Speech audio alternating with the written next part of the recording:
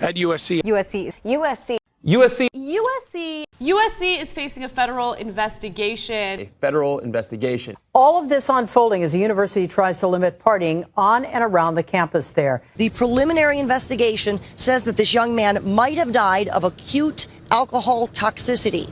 Now, he has not been publicly identified, but the coroner says his family lives overseas and they have been notified. So the investigation into this young man's death is continuing. This, of course, comes right amid this party ban that they've got here on Fraternity Road.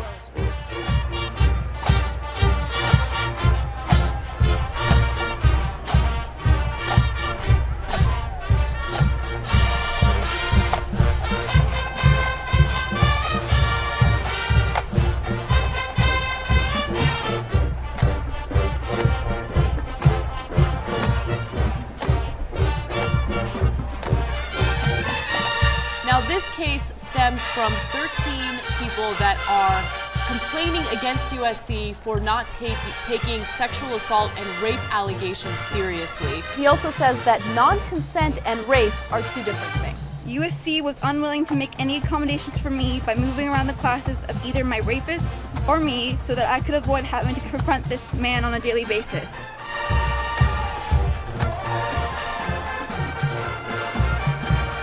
Campus police officer who allegedly told a rape victim on campus that she had not been raped because the man did not orgasm. Now that this investigation has been opened, we hope that the university will regard our cases and future cases with more care. But the investigation dragged on for over 6 months, ending with a finding that I had not met the preponderance of the evidence threshold, despite the confessions and a host of other evidence.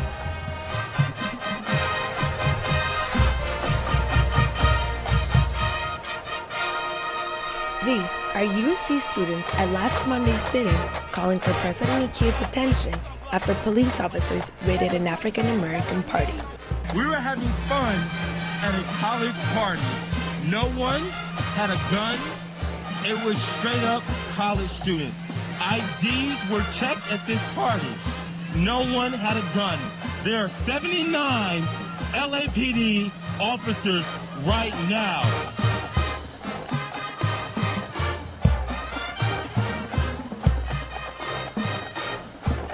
I was very disappointed at what I saw from some of our officers.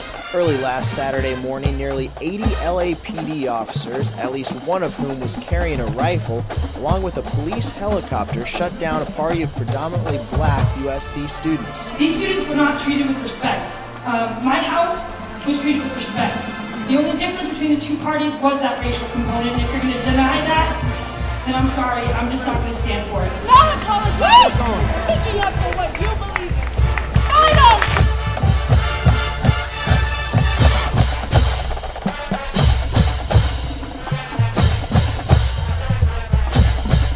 The party could be over at USC. 7 USC students were hospitalized for intoxication.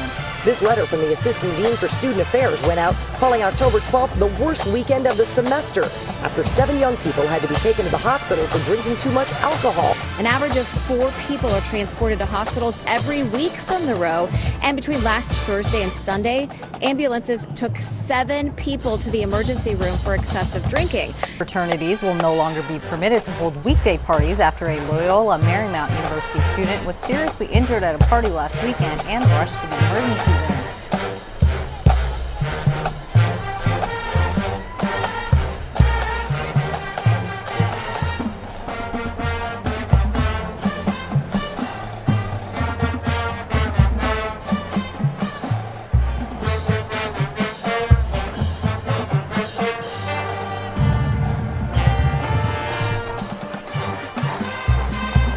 A young man was found dead last night around 9:30 by his roommates in a house in the 1300 block of West 29th Street. That's right near USC, near Fraternity Row. The preliminary investigation says that this young man might have died of acute alcohol toxicity. Now, he has not been publicly identified, but the coroner says his family lives overseas and they have been notified. So the investigation into this young man's death is continuing. This, of course, comes right amid this party ban that they've got here on Fraternity Row. It's been in place for the past week and a half.